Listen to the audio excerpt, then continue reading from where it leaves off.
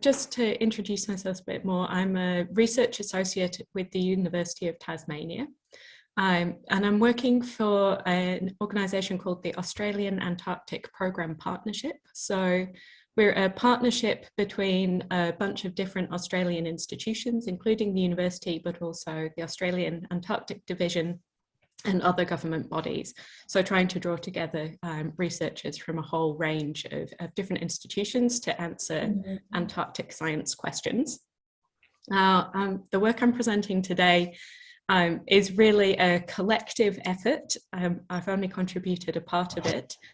So I just want to acknowledge that, and that any mistakes I've made are very much my own in here. And I'll be naming people who can take credit for the work as I go along, but just to say that the principal people that I'm working with on these projects are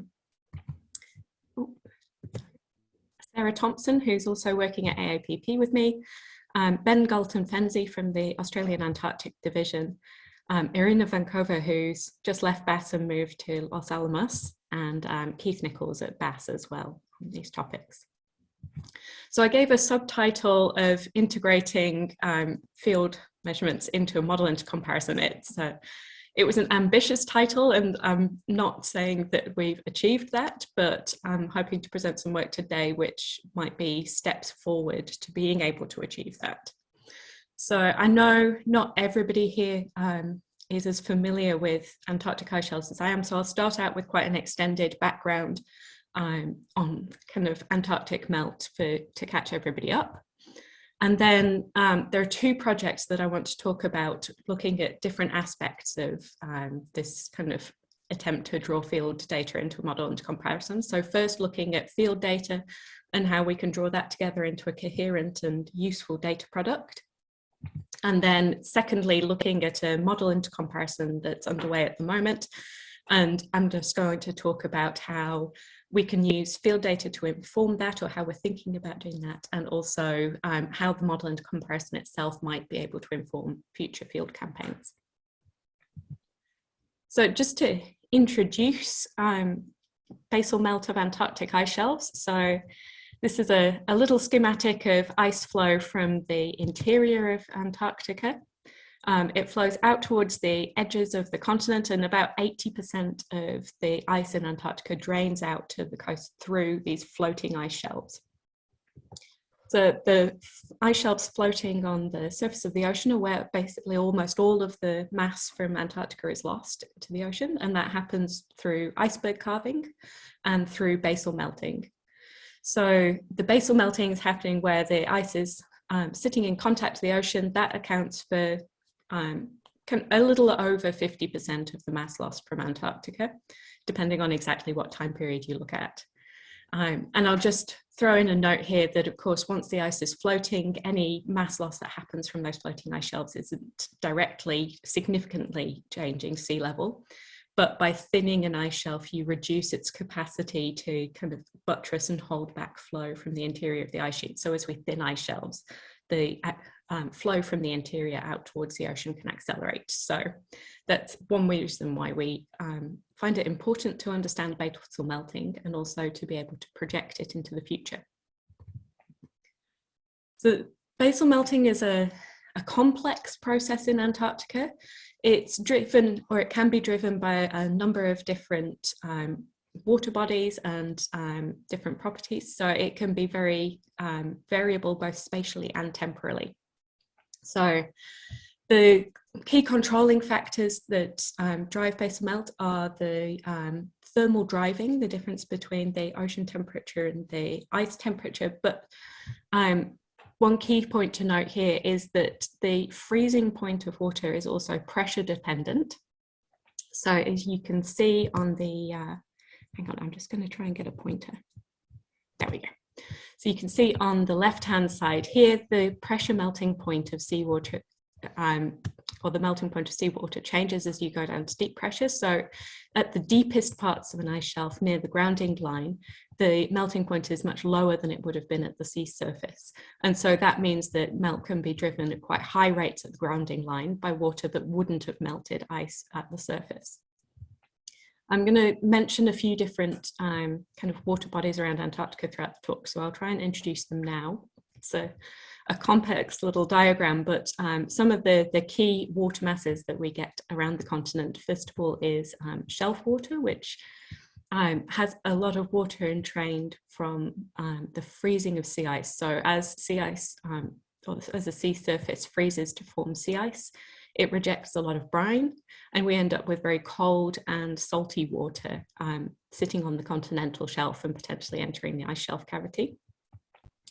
One of the other main water sources that can enter an ice shelf cavity is circumpolar deep water. So that's not always accessing an ice shelf cavity. It depends where you are around the shelf, but this is a warmer water mass that comes kind of from the deeper ocean, and where it's able to cross the continental shelf, it's able to drive higher basal melt rates. And then a third key water mass that I'm going to talk about is Antarctic surface water. So as it's described, this is water that's sitting near the surface of the ocean around the continent. And this can have quite variable properties depending on the time of year and depending on the sea ice presence. So basal melt is kind of, I guess, complex and variable, but there are three main modes that we often talk about to try and help understand it in a simplified way. And these modes are driven by those three water masses that I just mentioned. So in mode 1, melt is dominated by the cold and saline shelf water. Now that means it's too cold to really melt the ice shelf at shallow depths, but it's able to drive basal melt down at deep depths within the cavity. And during this mode, as well as meltwater that's produced near the grounding line rises back up along the underside of the ice shelf, it's also able to, in some cases, to produce refreezing. So you can freeze back on to the underneath of the ice shelf in some cases here. Mode 2 is driven by that warmer circumpolar deep water. If in areas where it's able to cross the shelf, it creates quite a warm cavity, and we're able to drive higher rates of basal melt and at much more variable depths. And then mode 3 melt is driven by those Antarctic surface waters. That mode 3 melt basically is a very seasonal melt type. So as the sea ice clears in the summer and you get solar radiation of the ocean surface, it warms those surface waters, and through kind of mixing processes, tides and eddies, they can be able to enter the front of an ice shelf cavity and drive locally higher basal melt rates. So those are kind of three features that we can potentially look for in any measurements of basal melt. So one of the key ways that we understand basal melt, and this is not my particular area, but is from repeat satellite altimetry. And this is a great way of monitoring basal melt because it gives you fantastic spatial coverage. You can look over the whole of an ice sheet. And these are measurements that are taken by lasers mounted onto a satellite. They measure the return time of the energy from there and get an elevation for the surface. And by repeating it back over the same track, you're able to look for elevation change. Now, on a floating ice shelf, you can then assume that that ice shelf is floating freely or hydrostatically. And by making assumptions about the density of the shelf, you can convert that change in surface elevation to a change in thickness and make an assumption about how much melt has happened in the meantime. And there are other factors that you need to take into account when you use this kind of process as well. First of all is whether there's any change in the ocean height in between those two measurements. So that could be effects due to tides or due to barometric pressure. Both of which can be relatively well known. The second thing you need to think about is, well, has there been any snowfall in between those two passes that might have changed the elevation of the surface?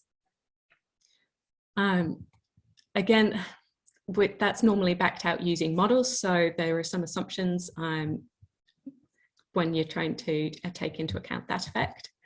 And then related to that as well, the ice shelf has a layer of snow and firn on the surface, which has air pockets within it, and you need to make a correction for the air content of that column. So we need to make an assumption about the density of that firn layer and how much correction we should make for the air content, and whether that's changed in between the two passes as well. And that's derived from models and probably less well known and definitely a source of uncertainty. And then lastly, there are changes to the ice column thickness that can happen other than through basal melt. So as an ice shelf flows out towards the ocean, it's under strain, and naturally the ice column will tend to thin over time. So you need to back out that internal thickness change that's arising from vertical strain. And that's normally done by using velocity fields and calculating what the strain at a given point is used to be, but there's also uncertainty arising from that. And then lastly, one of the key sources of uncertainty in using this method is that by assuming that the ice is floating hydrostatically, it means that we're adding in, I guess, error or uncertainty to our assumptions as you get closer to the grounding line. As you're near the grounding line, then there are bridging stresses that mean that the ice shelf might not be floating freely anymore. So none of this is to say that the satellite altimetry is a bad method. It's a fantastic method of measuring basal melt, but just so that you understand, it doesn't directly measure basal melt. There are a number of assumptions that you have to make, or a number of corrections that you have to make to get to that product. So these maps of basal melt, I've just pulled out a couple of examples here from past studies. They've been a brilliant way to understand basal melting around Antarctica. So on the left-hand side here, Hamish Pritchard's work really highlighted the fact that in West Antarctica, you get extremely high basal melt rates, and they're linked to warm ocean temperatures. So the redder colours around the continent are seafloor temperatures, and the colours on the ice shelves show the basal melt rate.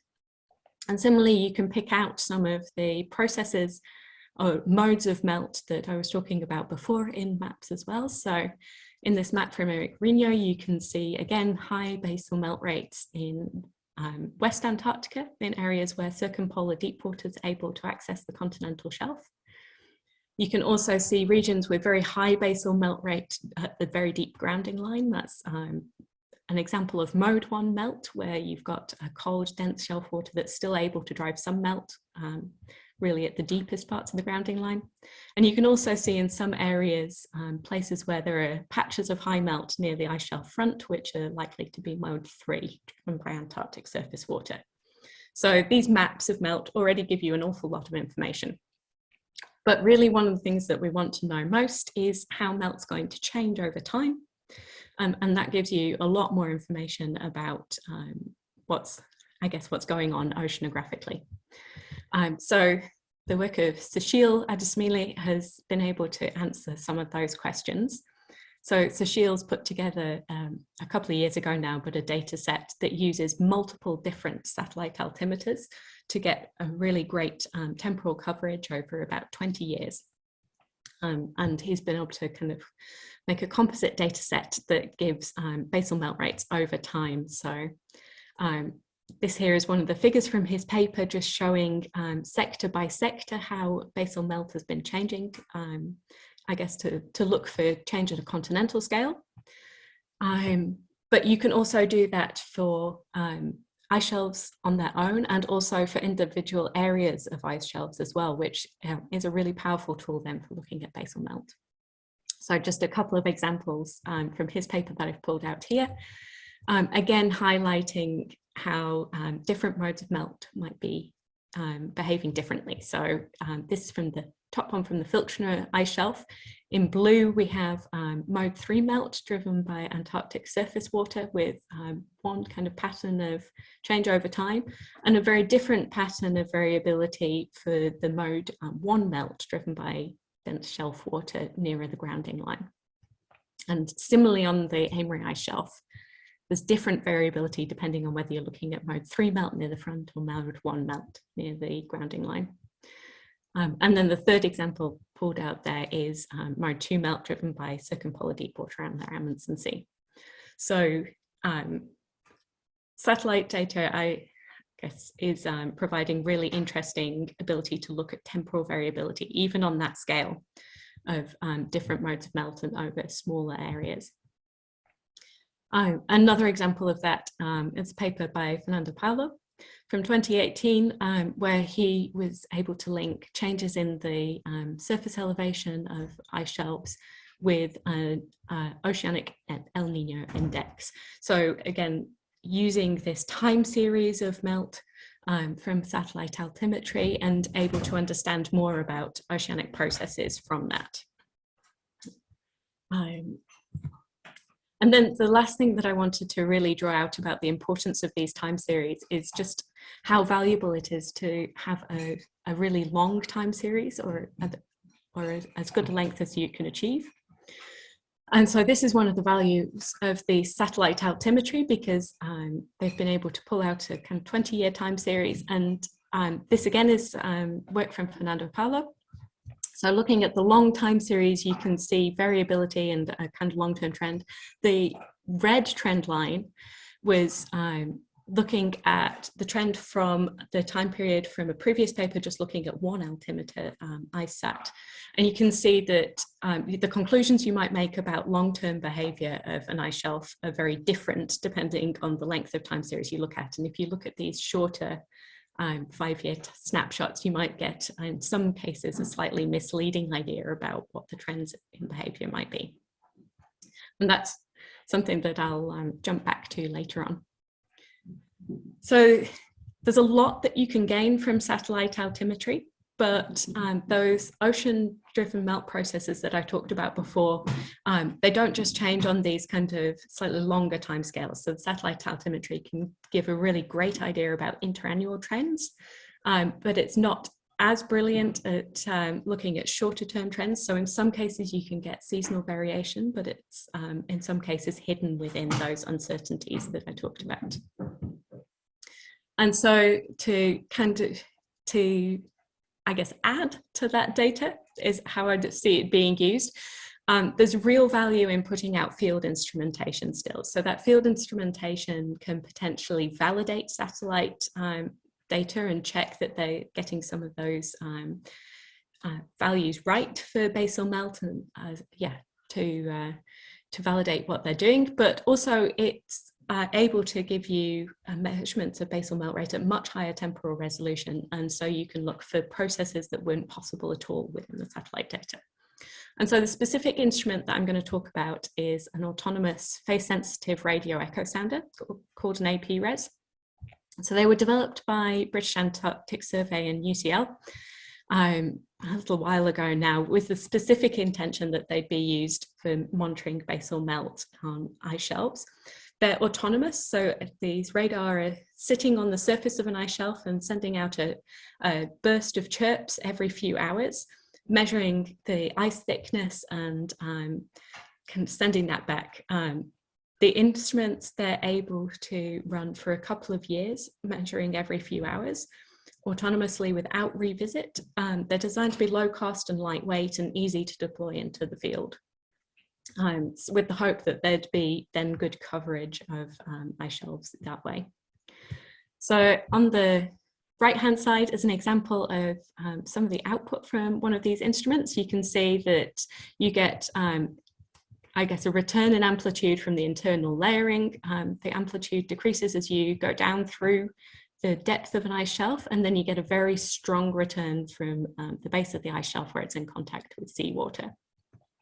And the processing is done very similarly to the satellite altimetry method in one sense, in that you look for the total change in thickness from that change in range to that basal reflector. And then you use peaks in the internal layers to try to calculate what the firm compaction component of that is and what the internal strain component of that is. And you can back both of those out and calculate the basal melt rate. The advantage over the method for processing satellite altimetry is that we're directly measuring changes in the firn structure and the internal strain rate, rather than calculating them from models or from other kind of satellite data products. So the uncertainties arising are smaller from that sense. And because this method is phase sensitive, so it's using phase as well as just timing of the return of the wave, it's able to produce thickness changes on a roughly a millimeter scale. So you're getting really great precision from this instrument. So when you're processing these as a time series, I thought I'd just throw in a few figures to show what that looks like. What we normally do is split the amplitude return into different bands. So now we've got depth in the ice shelf this way, and it's slightly confusing. I've exaggerated, I think, by about 20 times the change in that depth return over time. So each measurement that we're taking is cross-correlated with the preceding one. And that way we get a change in phase that gives you a change in depth over time, and that's plotted out here. So you can see the internal layers are very slowly changing over time, and then some of the reflections from the base of the ice are melting quite quickly and moving towards. And actually this is an instrument that's in a strain thickening environment slightly, so the ice column is getting a little thicker over time. So the next step to do would be to look at the correlation coefficient on all of those correlations that we did in between different bursts, and pick out which layers are well correlated together over time and therefore kind of a reliable internal reflector. And those are used in the vertical strain calculation. And we use this as well to identify the base of the ice, which is the first strong peak that's very well correlated over time.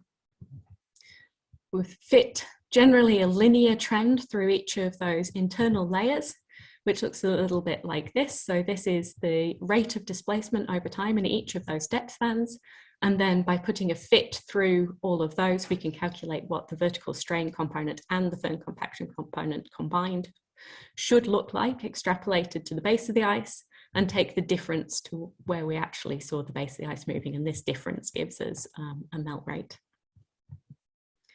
So this method can detect temporal variability in melt rates at much finer scales than satellite altimetry can, which can give us really useful and interesting information about the oceanic processes that are going on. And I've just thrown in a few examples here about work that people have done with them. First from Peter Davis at Pine Island Glacier. So the variability at Pine Island Glacier was found to change quite strongly over kind of 5 to 6 day timescales. And they also had a couple of oceanic moorings in front of the glacier, and were able to correlate those changes in basal melt rate with changes in heat content, the ocean around the glacier.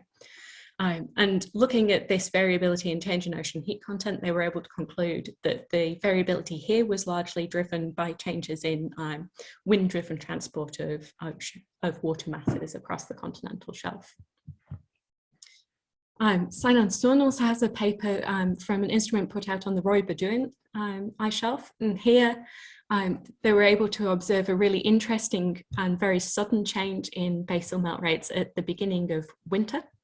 So the melt rates were highly variable over summer when sea ice concentration was very low. As sea ice concentration grew, the kind of highly variable melt rates were really dampened down. And again, there was oceanographic data around this location as well, which was able to show that there was a lot of stratification developing in the ocean over this period as well. And so they concluded that the summer variability in melt in this region was driven really strongly by topographic waves that were suppressed by ocean stratification that arose after the sea ice formed. So two kind of much higher temporal resolution processes that you wouldn't have been able to observe without field equipment. The APRES are actually even able to observe variability right down to tidal timescales. So this is work from Irina Vankova, looking at 17 different sites on the running ice shelf, Filchner ice shelf. It requires really high quality data to be able to do this kind of analysis, but Irina was able to separate out the vertical strain component from the melt component right down to the semi-diurnal timescales. So she's got a site map on the right-hand side here, on the left-hand side, and on the right-hand side, this is the frequency response in internal layers in blue and orange, and at the base in black, showing really strong semi-diurnal peaks, and yeah, able to measure tidal variations in melt rate, which is really neat. It doesn't work at every site, but amazing to be able to get that kind of temporal resolution. So just a note in here as well, that the method is far from perfect. So there are things that you need to be very cautious about when you're interpreting data. And that's typically from areas where you've got a kind of complex ice environment. So just as a couple of examples of where you might need to be careful in interpreting data.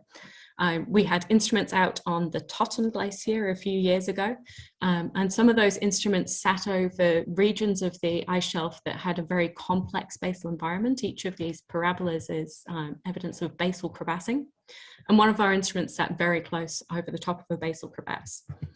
And that time series of response over time that we looked at before then became complex because of this. You can see that a peak that you might have interpreted as the basal peak at the beginning of the time series actually behaved very differently to what ended up as the dominant basal peak later on in the time series. And the reason for this is that the instrument was picking up returns from different points in the basal crevasse that were experiencing very different melt environments.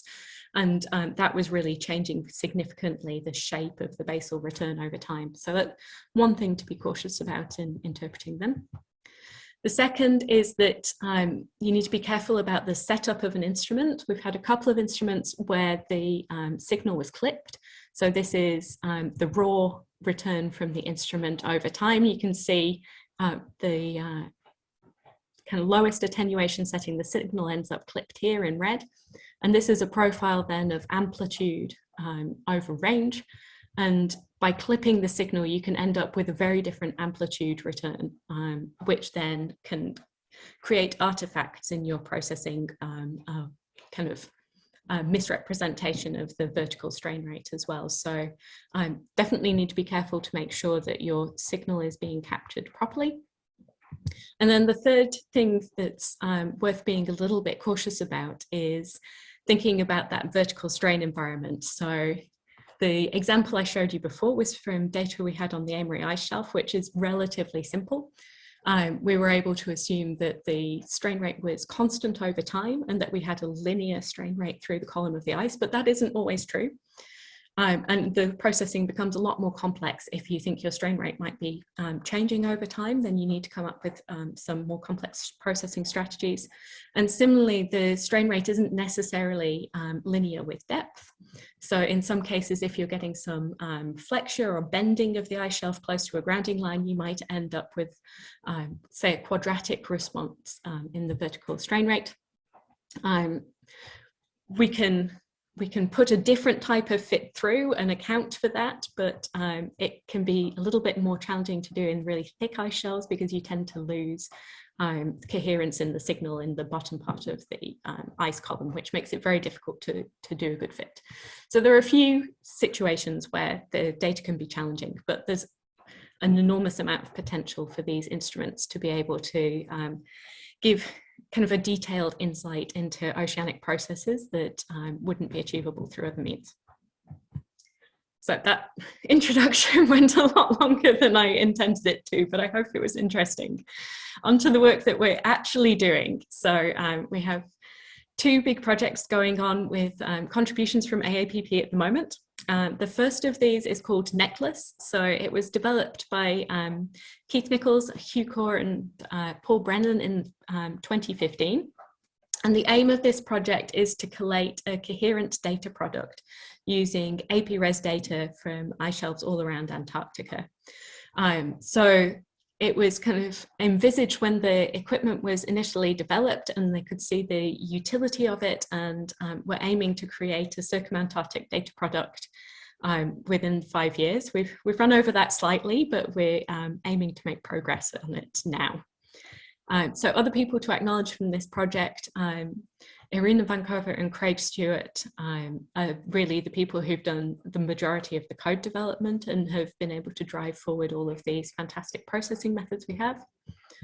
And Sarah Thompson and I have been able to get a bit of funding from AAPP and also from SCAR's AntClim Now stream. So they had a award, sorry, I'm just going to look it up so I get it right, a Dataship Development and Stewardship Scheme. So we got an award from them to try and help progress making this data set as well.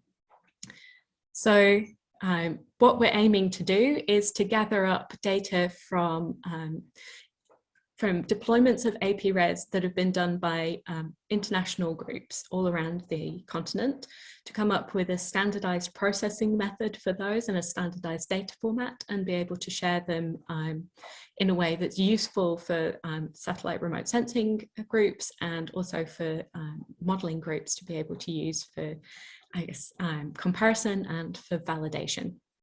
And the idea is that this data set will also be ongoing and constantly updated with anybody who has data that they want to contribute. So, sorry, it started out with the first field deployment being part of BAS ISTAR project, so quite limited coverage there, but since then instruments have been put out by a whole range of different nations, and this map is not up to date. This is the last point that we collected information about people who'd put out instruments, but the coverage of AP-Res around Antarctica is definitely improved, and that's been through a whole range of different international projects. Obviously a lot of instruments going out are being put out by BAS, but also by teams from New Zealand, Swedish and Korean project on the Getz ice shelf, Belgian group working up on Roy Beduin, and then also the Australian Antarctic Division has put out a whole range of instruments on the Amery ice shelf, the Sawsdell Glacier and the Totten Glacier too. And we're looking to update this map because I know that there'll be a lot of deployments that are missing from it. The metadata for all of those deployments is actually already available. We've partnered with SOOS, which is the Southern Ocean Observing System. They have an interactive map that provides information on a whole range of different data products relating to the Southern Ocean and Antarctica. And so already in that map is information about AP-Res that have gone out. And this is just a snapshot of what the interface looks like. So for each deployment that we have information on, you can find out where it went with a name, latitude and longitude, some information about who put it out, contact details. And we're aiming to add to this as well, to be able to put in links to any raw or processed data that's been put into online directories so that they can directly be accessed through SOOSmap. Just as a quick warning, it's there and online and able to access right now, but they are planning to upgrade SOOSmap into a slightly new and improved product over the next couple of months. So that interface will be changing at some point, but that all of those data should still be available. And then the next step for us is to, I guess, firstly update all of those metadata, understand who's put instruments out and might be interested to contribute, but then to create this coherent data product that we can share with other people. So it'll be downsampled in time. At the moment, we're looking to produce it on probably a monthly average timescale. It'll be enough to look at kind of seasonal changes, but not those really short-term changes that I've showed that the AP-Res are able to produce. But I think as a first step, because of the potential challenges in processing some of the data in fine detail, we should be able to come up with a standardized or roughly standardized method to provide a monthly average at least. And then research teams will be free to share higher resolution data and raw data, obviously, elsewhere and with these links so people can link them to this data set and chase them down and find out about them in more detail. So the plan is for this data set to be stored at the Australian Antarctic Data Centre. It'll be updated probably roughly annually, and we hope that data will continue to be added to it. And as I said, it should have sufficient detail for looking at seasonal processes, which should be useful for at least comparing to large scale models. And the other thing that we're working on at AAPP is seeing how we can get the AP-Res deployments that we're putting out to run for longer. So that figure that I showed earlier in the piece, showing that by sampling over a short time period, because melt rates are so variable, you can get a bit of a misleading idea about melt behavior compared to that long-term context. Well, AP-Res at the moment, they've generally only been running for about a year or two, which they're able to do off a single battery. It gets challenging in a lot of cases to go and revisit these instruments and upgrade them, replace that battery, download data. We've certainly struggled with that through the Australian Antarctic Division. Some of these remote sites are very hard to get back to. So one of the things we really wanted to focus on was to see how long can we get one of these instruments to run, and what happens if we don't manage to get back to revisit them. Well, can we transmit a fuller data set back via satellite telemetry so that we're able to get hold of those data in a usable form, even if we're not able to retrieve the instrument itself.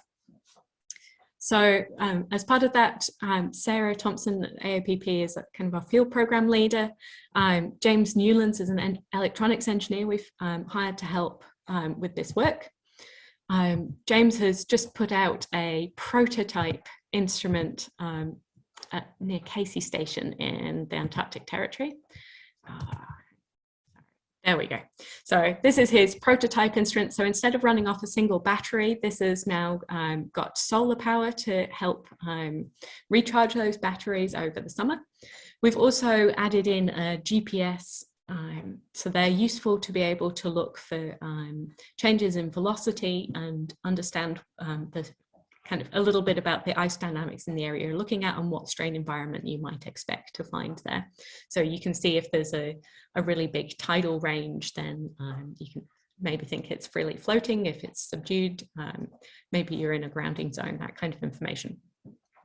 So James has added the GPS and solar panels. He's also added a Skylink terminal so that it's able to transmit much greater data back to us in Australia at a much better cost than some of the other solutions out there. And Keith Nichols has been working on onboard processing to be able to reduce the data set that needs to be sent back. So we think now we can send back pretty much the full AP-Res data set that you would need to get really high temporal resolution basal melt rate for roughly, I think, around 2,000 Australian dollars a year, which is affordable under our research budgets anyway, under a lot of research budgets, I think. So that's been great. And James has also been developing an onboard computer to help manage power and telemetry. So this onboard computer enables either automatically or by communicating with us remotely to decide how to manage power issues as they develop in the field. So if a solar panel breaks down, we're able to adaptively decide, well, maybe we'll switch off the GPS because that's more power hungry. If the battery quality starts to degrade, then we can decide maybe we'll change the observation frequency, or again, we'll manage which instruments we're turning on, which instruments we're turning off. So that'll really help prioritize the data that we want most and help make sure that that comes back for the longest period of time possible. Of course, the elephant in the room with all of this is that the big issue is if we have high snowfall rates, then all of this will become buried and stop working. So it'll work best and work longest in low snowfall environments in places like the Totten Glacier, where you have a couple of meters of accumulation a year. We're really going to be limited how long we can keep one of these things running. But anyway, we're aiming to work towards about 5 years of continuous data retrieval from a single installation without revisit. That's the target. And AAPP are also going to be contributing to Necklace by putting out new instruments. All of our field plans are subject to logistics. They haven't been confirmed yet by the Australian Antarctic Division, but I thought I'd throw them in here just as what we've asked to do and what we're hoping to achieve. So the first field season that we hope it will be this next field season is to go back to the Amery ice shelf. We already have 2 instruments sitting here off Gillick Island in a patch of relatively high basal melt. We want to upgrade an instrument sitting there to a more modern version and put 2 glaciologically downstream, oceanographically upstream, to try to capture different basal or different water masses that might be driving different seasonality and basal melt rates towards the front of the ice shelf. So hopefully that Amery ice shelf work will go ahead this season. A little bit more speculatively, we've also asked to go back to the Totten Glacier this season. So previously our AP Res installations were sitting up near the deepest grounding line where you have high basal melt rates on the glacier. This time we'd like to put 1 instrument into a region of kind of slim water cavity. It didn't even appear as part of the floating ice shelf on every grounding line mapping effort. And the connection to the wider cavity seems to be very narrow. So we're interested to see whether circumpolar deep water is able to enter this little cavity and drive high basal melt rates or not. So we'd love to put an instrument out there. We've requested to. And similarly, we've requested to put one onto Moscow University ice shelf, which would be a new installation. No direct measurements basal melt from there before. And then, I've put the wrong date in here. This should be 23-24. There'll be a really big field camp near the Denman Glacier and Shackleton ice shelf. So that's going to be a multi-project field camp covering everything from geology to biology, but we're aiming to put out at least a couple of AP Res towers there as well to see whether warm modified circumpolar deep water is entering this cavity too. So we're keen for contributions of data to Necklace. Look out for, hopefully some people have received emails already, but look out for a call on cryo list and more emails going out soon. We're also really keen if you have any suggestions for features or formats that would be useful. If you're keen to use this for remote sensing or model comparison, then do get in touch and let us know. And we're hoping that there'll be a first data release by the end of the year with regular updates after that. All right, so I've run myself running myself out of time here, but I just want to finish talking a little bit about model intercomparison and how all of these field measurements might tie into that. So when I say model intercomparison, I'm talking about ocean models. So these are models that are circumantarctic, either global or regional ocean models, but capturing all of the ocean processes around and including ice shelf cavities. So we're looking at an intercomparison of models that have produced estimates of basal melt rate from ocean conditions. So this project is called RISE, the Realistic Ice Ocean State Estimates. It was started a few years ago by a steering committee here, and there's also a kind of broader analysis group as well who've been working on data. So the idea is that similar to the suggestion in MESO-MIP 2, I think they've got a model intercomparison using realistic models, kind of come as you are, just provide whatever data you have from the model as you chose to set it up. This is the kind of same concept behind it. We've been gathering model data from any circumantarctic model that produced estimates of basal melt rate, basically. And each of those will have different melt parameterizations, different grids, different, potentially different physics in there. And the idea is to compare how all of those different choices that people make when they're setting up their model affect the predicted basal melt rates. So we've had a whole range of models contributed already so far, each of which has very different properties. So particularly I want to highlight there's some very different spatial resolutions in there, but also different features as well. So one includes tides, a few have coupled sea ice models as well. So you're getting some very different processes in each of these models, which could impact the results. So we're still kind of ongoing in this project. A lot of the analysis is now being done by Rick Smith from AAPP. And Rick's been producing kind of, I guess, composite and comparison maps so that we can look at where the models are similar and where they're different and try and drill down into why they are. I'm very much a glaciologist, so this is straying slightly out of my territory, but Rick and Ben Galton-Fenzi, who's really leading this project, are planning to look at conditions within the models, like currents, temperature, and that thermal driving, to try to understand where the models differ, why do they differ, and see if that can really inform our understanding of melt parameterizations in models and potentially make suggestions for an improved parameterization. But that's really their work to talk about rather than mine. One of the things that I found interesting looking out of this is thinking about how we use an intercomparison and how we make the intercomparison as useful as possible.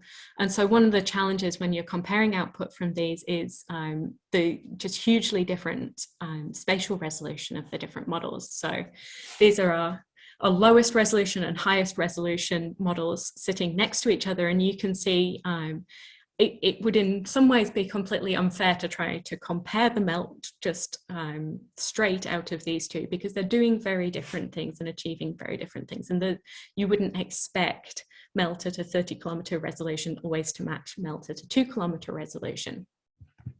And also I think there's a link here as well between spatial resolution and the temporal resolution of melt that you might get out of these models.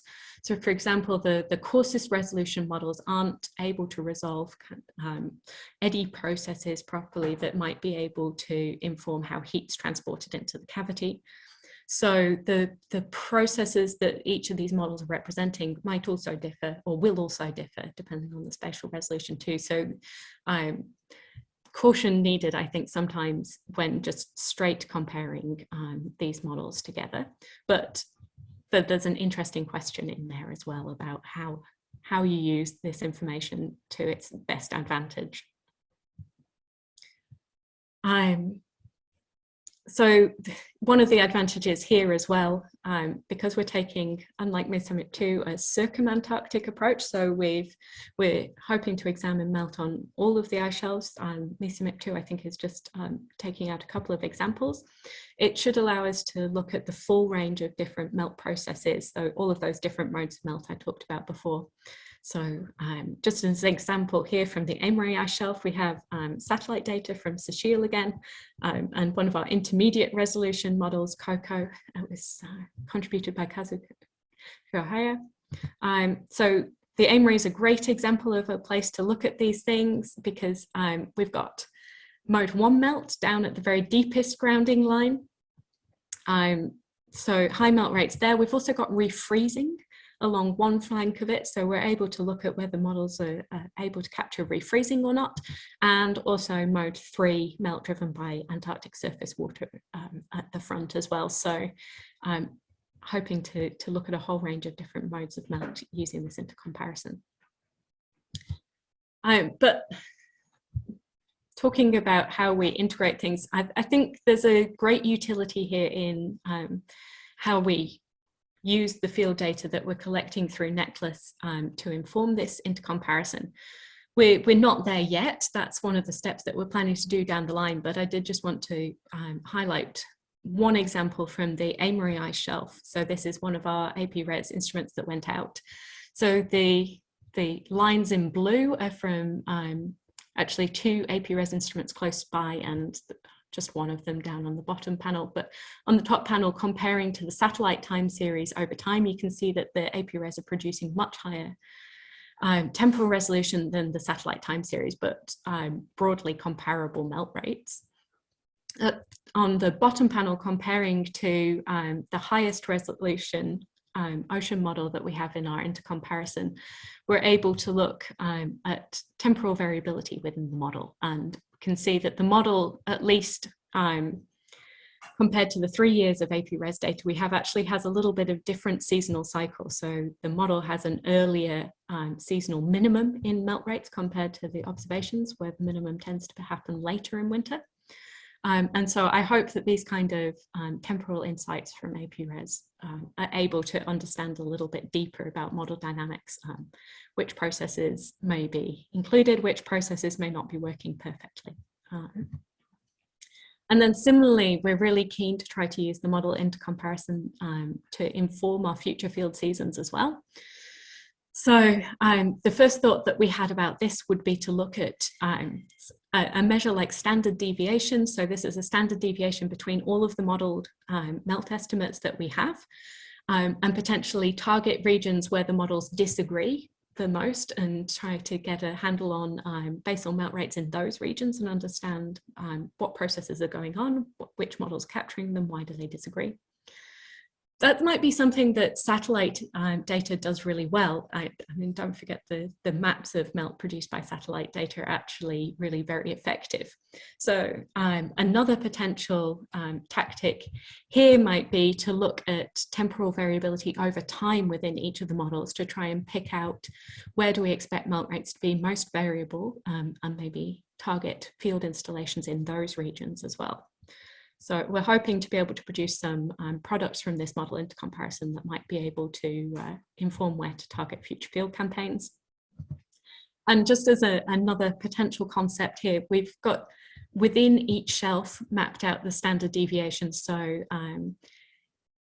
basically saying that on some of these colder ice shelves, there's very little variability within the ice shelf in melt rate and much higher variability in some other locations.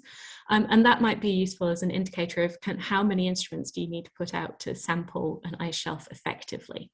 So perhaps you only need a few in an ice shelf where every area of the ice shelf is behaving similarly and there's not too much variation. But in somewhere like the Amory ice shelf where you've got multiple different melt processes going on, perhaps you need a lot more instruments to really capture all of the different melt behavior on that ice shelf. All right, I will race through the summary so we have time for questions. But just summarize what I said. There are different methods for measuring basal melt rates around Antarctica, and each of them gives a different insight into spatial and temporal variability. So satellites are great for getting good spatial coverage, great for getting long interannual information, but field instruments can give you a lower uncertainty estimate because we're not making as many assumptions about the data that go in, and also much higher temporal variability, which means that you can look at different processes. And we've got 2 projects ongoing that please do get in touch and contribute to. The first is collating measurements of basal melt rate from these APRES instruments around Antarctica, and we're actively seeking contributions there.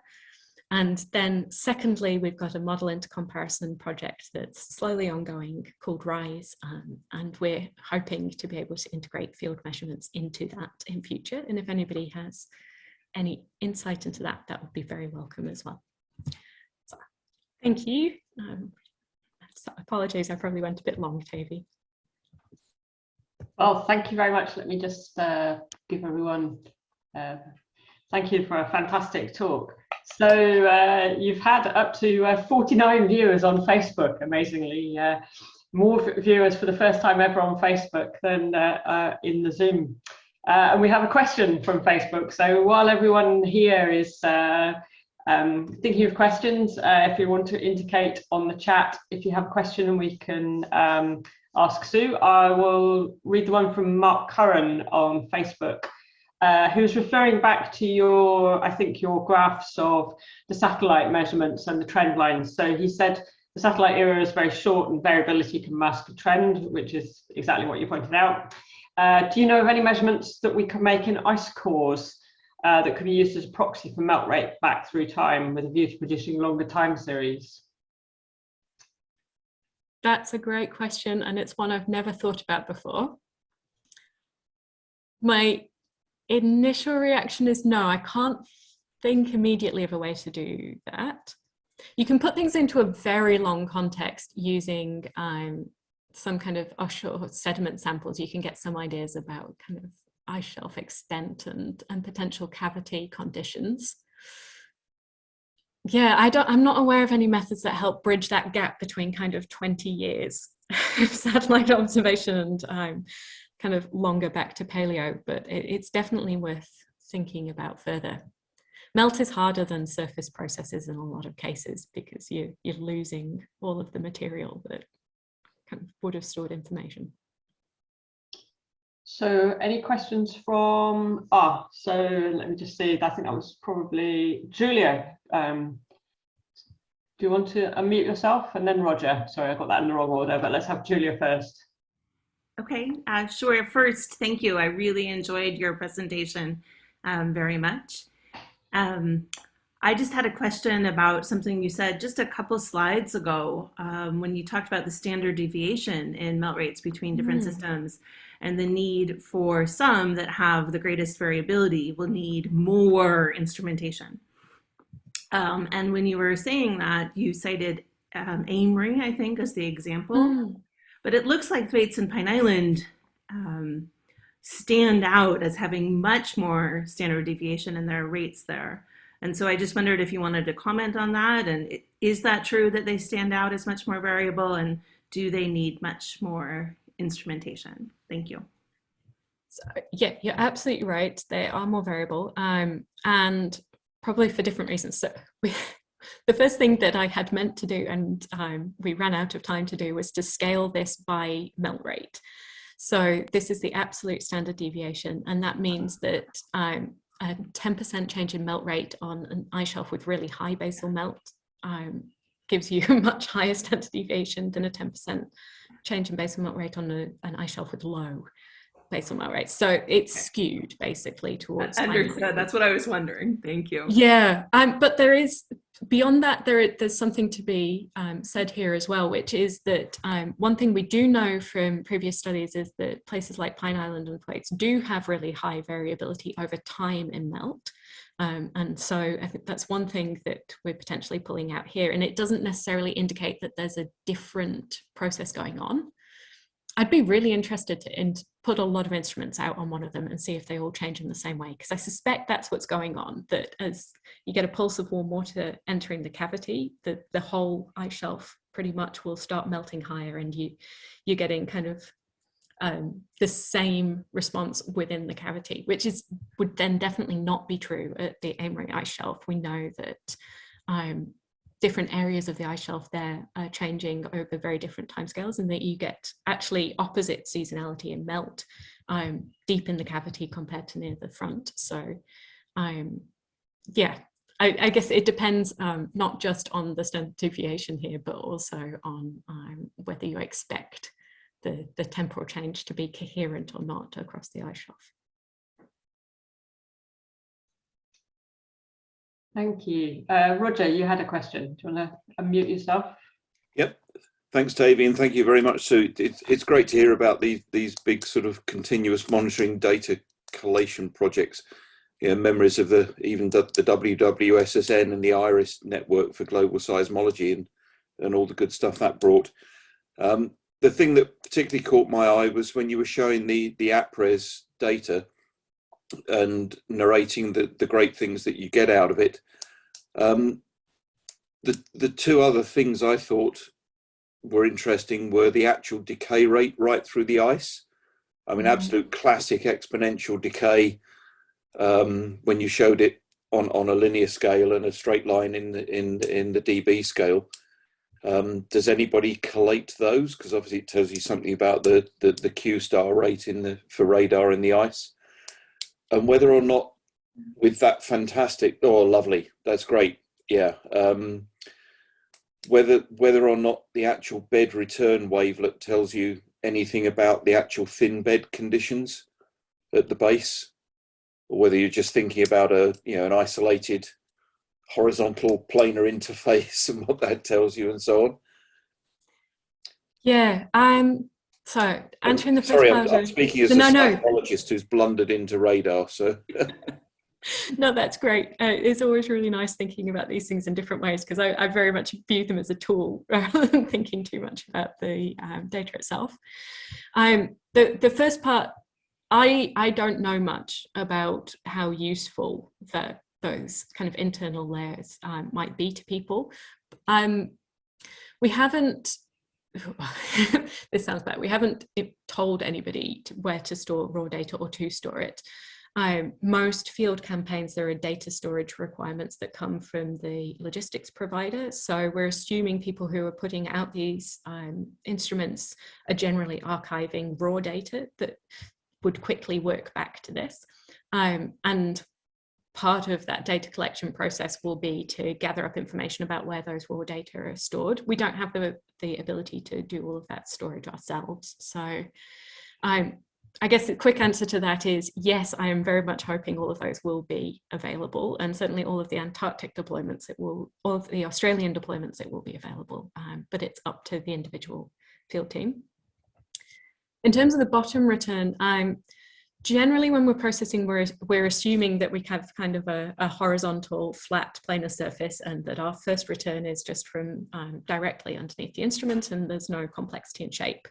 That is definitely not always true. And the example I showed from the Totten Glacier is an example of that, where we have very strongly changing basal characteristics over time. It's not because the base itself is changing enormously, it's because there's a very complex shape to the base. And as that each part of the base is experiencing a different melt rate. So as the shape of it changes very slightly over time, which reflector becomes more prominent changes over time as well. We haven't come up with a perfect way of dealing with all of that. It's really just on a case-by-case basis at the moment, trying to figure out what does the basal return look like, how is it changing over time, what kind of a geometry might be able to explain that. It's hard because this instrument has a really quite a wide footprint by the time you get down to the base of the ice. And it's hard to know exactly where within that footprint a particular return might be coming from. The most prominent is usually directly underneath you, but if there's a big crevasse, that assumption might become untrue. So I think in summary, there's a lot of development that could be done around those kind of areas. And certainly one of the things that BAS is doing is producing an imaging array of AP-Res as well. So you have, instead of just a pair of antennas, an array of 16 antennas that can give you more 3D information. Might be useful for answering these kind of questions. But I think that development will probably happen slowly as we get more and more data back and understand more, or get more kind of individual and interesting cases, and it'll slowly build up into a way of answering those kind of questions about what the base looks like. That's smashing. Thanks very much. Roland, you had a quick comment there. Yeah, thanks, Roland.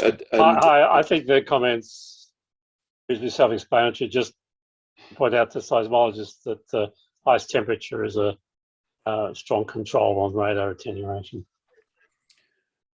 Yeah, that's partly what prompted it, because I've done some stuff on measuring Q from seismic in the ice, and Leo Peters' paper picked up on that and showed the correlation with temperature, which is all very exciting indeed. So to borrow from Julia, sounds like you've got yet another new project there, Sue, to get some student to sit down and collate every single exponential decay rate that you can find.